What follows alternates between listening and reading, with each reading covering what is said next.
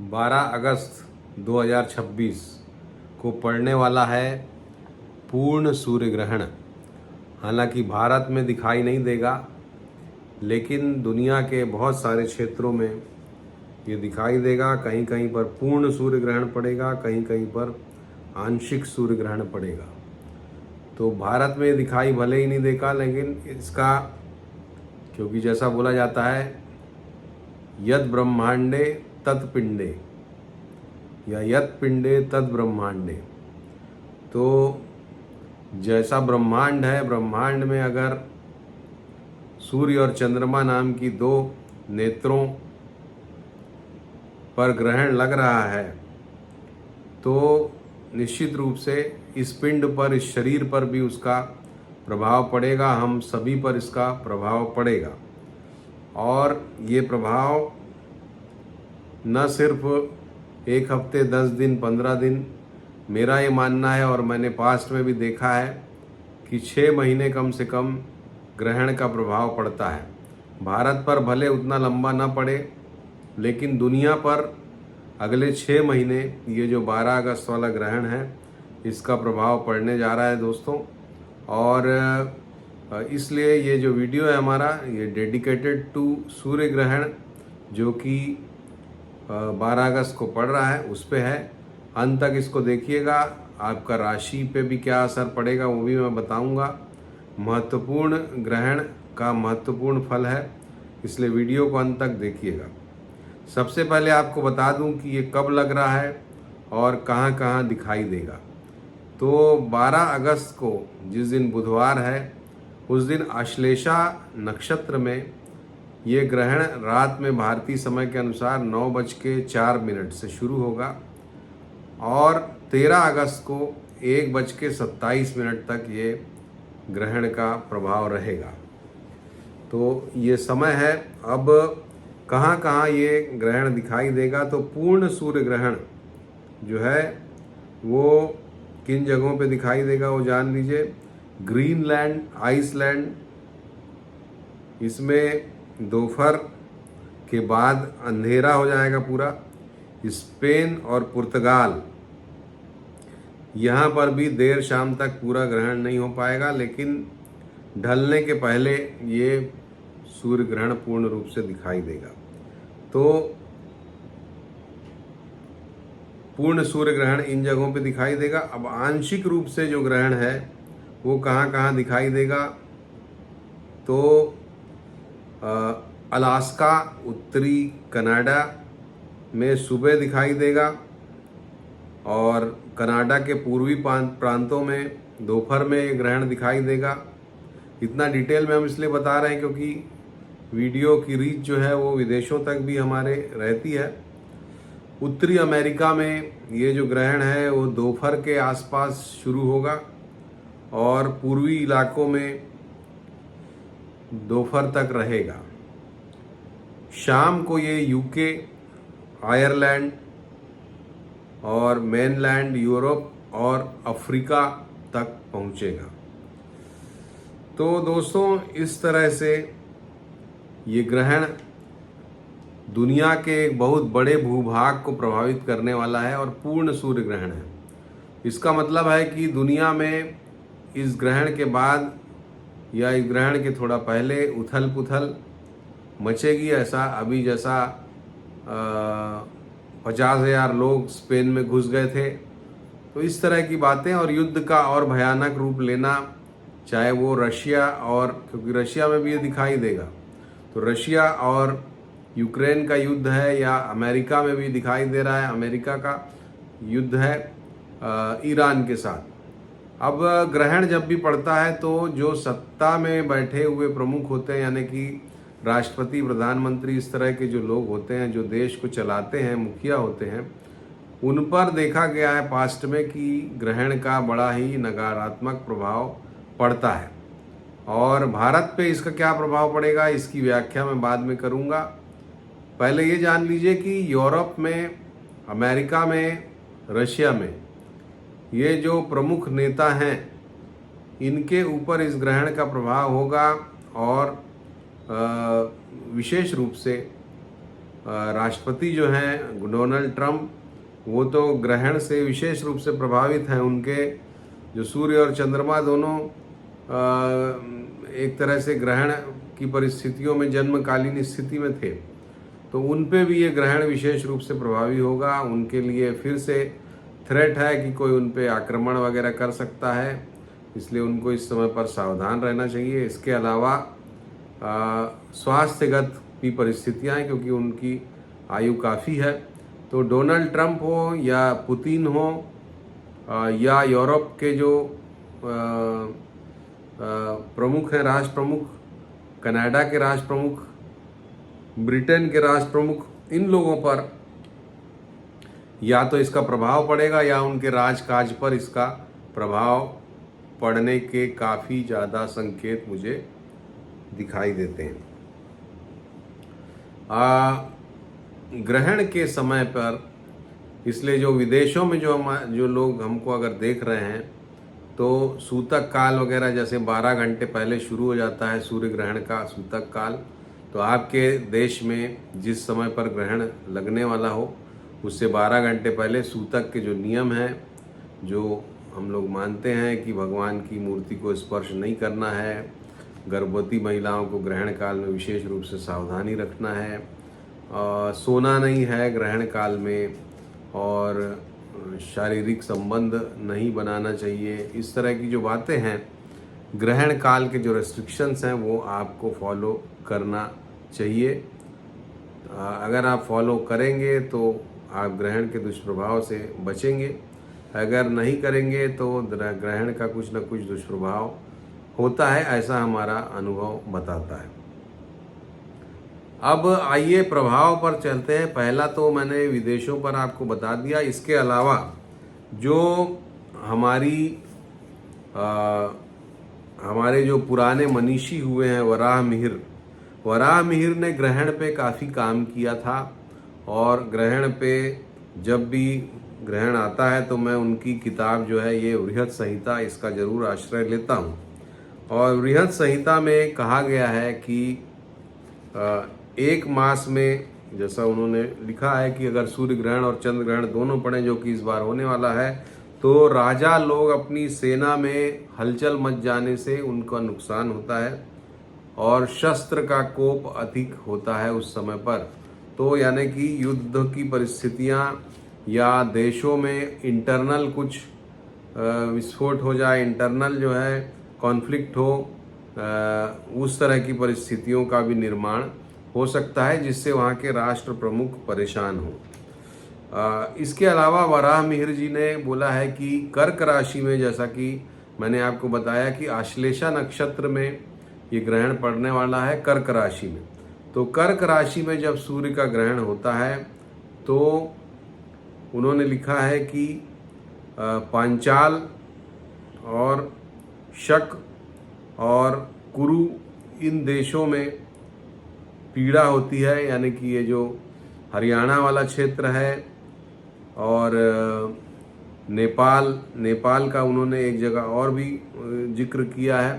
तो नेपाल का जो क्षेत्र है, नेपाल का जो इंडिया का बॉर्डर वाला क्षेत्र है, ये सभी क्षेत्र, इसके अलावा हरियाणा का क्षेत्र, इन क्षेत्रों में कुछ उलट पुलट की स्थितियां, कष्ट की परिस्थितियां दिखाई देती हैं। इसके अलावा उन्होंने और भी जो बातें कही हैं, जैसे कि जब श्रावण मास में ग्रहण पड़ता है, जो कि अभी श्रावण मास चल रहा है, तो चीन में, यवन में, फिर कुरुक्षेत्र, इन्होंने लिखा मध्य देश का नाश होता है और कश्मीर में भी संकट आता है। तो ये परिस्थितियां उन्होंने कहा। इसके अलावा अन्न जो है वो काफ़ी मात्रा में होता है, ये भी उन्होंने लिखा है। तो इस बार जो ग्रहण पड़ने वाला है वो, उसकी एक विशेषता है, और वो ये है कि चंद्रमा के साथ सूर्य तो होंगे ही, क्योंकि ये ग्रहण है, और उसके अलावा गुरु और बुध भी चंद्रमा के साथ कर्क राशि में बैठे हुए हैं, उच्चस्थ गुरु हैं, और वहाँ पर ग्रहण का प्रभाव आने का मतलब है कि गुरु जो हैं जिन चीज़ों के कारक हैं, जैसे कि धर्म आध्यात्म के कारक हैं गुरुदेव, इसके अलावा बैंकिंग सेक्टर के कारक हैं, जुडिशियरी के कारक हैं, बुध जो हैं कम्युनिकेशन मीडिया के कारक हैं। तो इन सभी क्षेत्रों में भी कुछ अड़चन हमको अगले 6 महीने में आती हुई दिखाई दे सकती है। ये बात भी इस ग्रहण से स्पष्ट होती है। भारत के परिप्रेक्ष्य में जैसा मैं बताना चाह रहा था कि भारत के परिप्रेक्ष्य में भारत के 5-5 ग्रह कर्क राशि में बैठे हुए हैं। अगर भारत की कुंडली जो 15 अगस्त 1947 की 12 बजे रात की कुंडली है, उसमें 5 ग्रह बैठे हुए हैं, जिसमें सूर्य है, शनि है, शुक्र है, बुध है, चंद्रमा है। तो इसमें ये जो ग्रहण पड़ रहा है वो विशेष रूप से सूर्य, शनि और शुक्र डिग्रिकली इनको काफ़ी इनके पास में पड़ रहा है। तो ग्रहण जहाँ पर पड़ता है उसकी जो डिग्री होती है 24 डिग्री का चंद्रमा रहेगा जब ग्रहण पड़ेगा, शुरू होगा, और 5 डिग्री पे केतु बैठे हुए हैं। तो ग्रहण जो है वो उसकी जो डिग्री है उसका बड़ा महत्व होता है। और उसकी डिग्री के पास अगर आपकी कुंडली में भी कोई ग्रह बैठा हुआ है, यानी कि 24 डिग्री के आसपास अगर आपका कर्क राशि में कोई प्लैनेट है, तो उस प्लैनेट और उस प्लैनेट से संबंधित कारकत्वों पर आपको प्रभाव पड़ेगा। जैसे कि अगर सूर्य है मान लीजिए आपका, तो नौकरी पे, पिता पे असर आएगा। चंद्रमा है तो माता पर, आपके मन पर असर आएगा। मंगल है तो भाई पर असर आएगा और आपके स्वभाव पर आपकी चोट चपेट लगने का खतरा है। अगर बुध है तो आपके बिजनेस पे असर आ सकता है और स्किन की डिजीज़ हो सकती है। अगर गुरु है तो धन पे, आपके सुख शांति पे असर आ सकता है। अगर आपका 24 डिग्री के आसपास शनि है तो भी आपके कार्य क्षेत्र पर और आपके नौकर चाकर, जो आपके स्वास्थ्य है, इन सभी चीज़ों पर नकारात्मक असर ये ग्रहण लेकर के आएगा। ऐसा मेरा मानना है, ऐसा मेरा प्रिडिक्शन है। इसके अलावा जैसा मैं बता रहा था भारत की कुंडली में, मैं विषयांतर हो गया, तो भारत की कुंडली में सूर्य, शुक्र और शनि तीनों 22 डिग्री के आसपास के हैं और सूर्य 28 डिग्री के हैं, बाकी 2 प्लैनेट शायद 22 डिग्री के हैं और ये 24 डिग्री पे चंद्रमा पे ग्रहण लग रहा है। तो मेरा ये मानना है कि भारत पर इसका काफ़ी व्यापक असर पड़ेगा। और सूर्य जो कि राज्य पक्ष के कारक हैं, शनि जो कि भारत की वृषभ लग्न की कुंडली में राज्य पक्ष के स्थान के मालिक हैं, और शुक्र जो है भारत के लग्नेश हैं। तो इसका मतलब है कि भारत पर, भारत की कार्यकारी सत्ता पर और भारत में रहने वाले लोगों के स्वास्थ्य पर इसका काफ़ी व्यापक नकारात्मक असर पड़ सकता है। और इसके लिए हम सभी को सावधान रहना चाहिए और ये प्रभाव हमको अगले 3 से 6 महीने तक दिखाई दे सकता है। और भारत में चूँकि ये गुरु के तरफ केतु बढ़ रहे हैं, गुरु केतु की तरफ बढ़ रहे हैं कुंडली में, अभी जो गोचर है उसमें, तो फिर से कोई पेंडेमिक वगैरह भी फैलने का या भारत में कोई ऐसे बीमारी फैलने का खतरा या सारी दुनिया पर बीमारी फैलने का खतरा हमको अगले 6 महीने में दिखाई देता है। आपको याद दिला दूं कि इसी तरह से हमने प्रेडिक्शन किया था जब 2019 भी ये गुरु केतु और इस तरह का ग्रहण, सूर्य ग्रहण हुआ था और मेरा वीडियो है उसमें मैंने कहा था कि ये ऐसा लग रहा है देख के कि सब कुछ सामान्य है, लेकिन उसके बाद फिर कोरोना का आउटबर्स्ट हुआ और आप सभी जानते हैं कि कितनी बुरी स्थिति हुई। तो ये जो ग्रहण है ये भी चूँकि गुरु और केतु को इन्वॉल्व कर रहा है, इसलिए सावधान रहने की इसमें ज़रूरत है। और भारत में सांप्रदायिक तनाव हो, सांप्रदायिक हिंसा हो, क्योंकि लग्नेश भी प्रभावित हो रहा है, शुक्र भी प्रभावित हो रहा है। महिलाओं से संबंधित जो अपराध हैं वो बढ़ सकते हैं। महिलाएं जो हैं वो सेंटर ऑफ कंट्रोवर्सी या सेंटर ऑफ न्यूज़ बन सकती हैं, ऐसा मेरा मानना है अगले 6 महीने में। और सूर्य जिन चीज़ों के कारक हैं, शनि जिन चीज़ों के कारक हैं, जैसे कि सूर्य वनों के भी कारक हैं, सूर्य जो है गेहूं के कारक हैं, शनि तेल के कारक हैं, इनसे संबंधित समस्याएं भी भारतवर्ष में हमको आने वाले समय में दिखाई दे सकती हैं। और सोने का दाम भी देखिए अभी तेज़ी से भाग रहा है, क्योंकि सूर्य गुरु दोनों प्रभावित हो रहे हैं और ये ग्रहण का प्रभाव अभी जितने दिन तेज होगा सूर्य सोना भी उतना तेज होगा।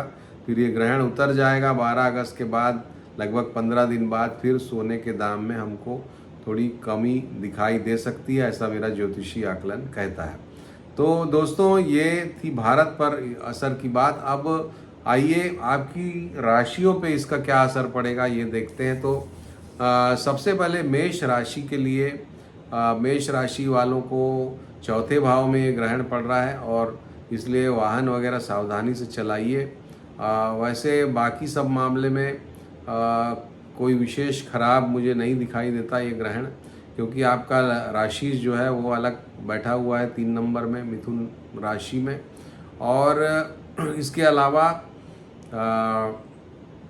थोड़ा आपके जीवन में शांति की कमी होगी, थोड़ा झगड़ा झंझट विवाद किसी से हो सकता है। वृषभ वालों के लिए ये ग्रहण का अच्छा फल मिलेगा, उनका कामकाज आगे बढ़ेगा, सम्मान मिलेगा, नई अपॉर्चुनिटीज़ भी मिल सकती हैं।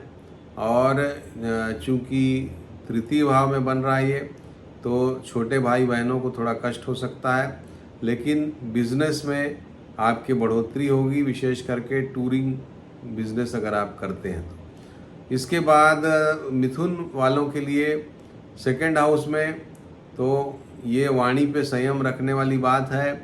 इसके अलावा आपको मुख में कोई तकलीफ हो सकती है। इसके अलावा आपके परिवार में कोई कहीं पर कोई दुर्घटना आदि हो सकती है, उसके लिए सावधान रहिए। अब आपके राशि का मालिक बुध भी साथ में ग्रहण के बैठा है, तो ये ग्रहण आप पे काफ़ी प्रभाव डाल सकता है और आपके जीवन में बदलाव ला सकता है। कर्क राशि में तो ग्रहण पड़ ही रहा है, तो कर्क राशि वालों को कहना चाहूँगा कि ग्रहण के उपाय ज़रूर कर लीजिएगा। ग्रहण के उपाय में राहु की शांति प्रमुख रूप से होती है, तो कर्क राशि वालों राहु की शांति करना मेरे ख्याल से उचित रहेगा। आपके ऊपर ये मन को काफ़ी परेशान कर सकता है, आपके परिवार पर भी ये नकारात्मक असर डाल सकता है और आपके धन पर भी, मतलब आपका धन का नुकसान भी हो सकता है।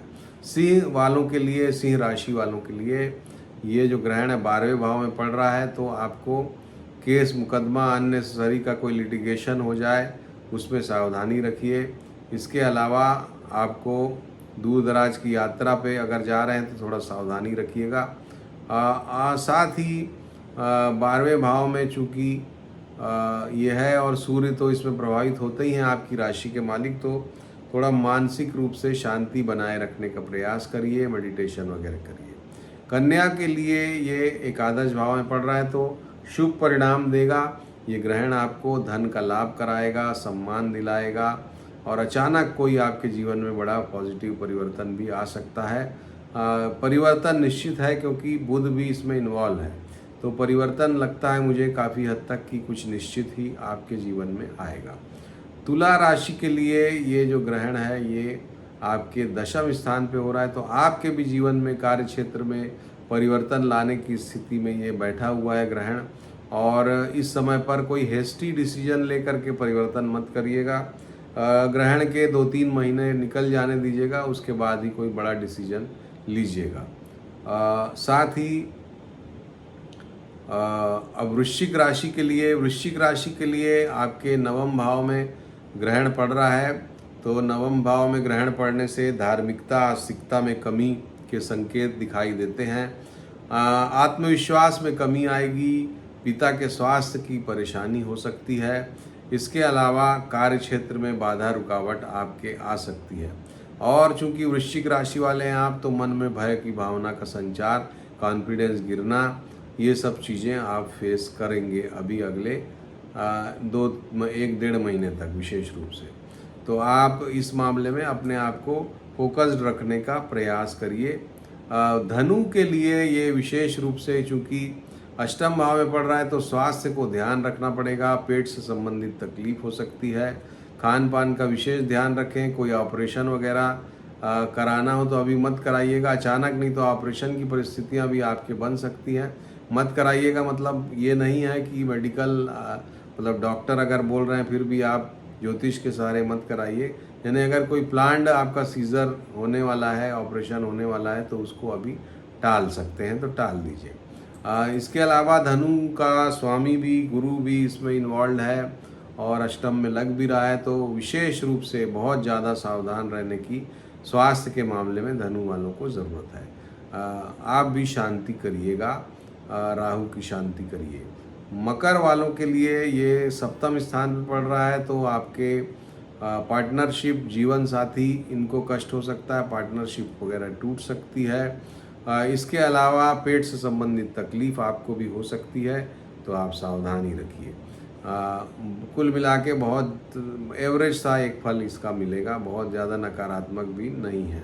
इसके बाद कुंभ राशि के लिए छठवें भाव में ये ग्रहण पड़ रहा है। आपके जीवन में बदलाव की परिस्थितियाँ, नौकरी में कुछ बदलाव की परिस्थितियाँ अचानक बन सकती हैं, तो उसका ध्यान रखिए। इसके अलावा स्वास्थ्य पर भी अचानक तकलीफ के संकेत हमको दिखाई देते हैं।